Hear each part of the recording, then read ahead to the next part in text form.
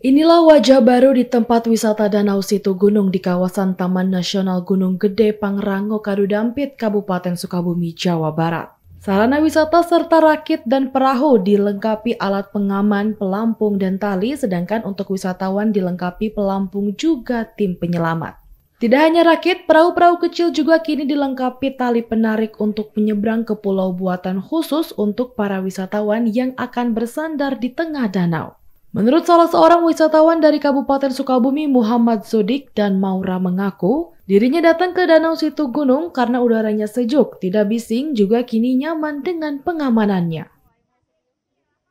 Dari sini. Udah. Bagaimana tanggapannya wisata di sini? Sini tuh enak, sejuk, masih asli. Masih terjaga lah kebersihannya. Ya. Dan cocok lah untuk keluarga kalau mau berwisata ke sini. Dan pastinya nyaman sekali. Ya. Untuk rakitnya seperti apa nih rasanya nih naik rakit ini? Ya, jelas seperti rakit pada biasanya. Ada rasa adrenalin gitu enggak? Udah pernah naik rakit? Belum sih. Belum ya? Jadi ya begitulah. Bisa saja. Untuk teman-teman apa recommended wisata di sini apa gimana? Ya recommended banget, soalnya kalau yang suka alam-alam cocok seperti.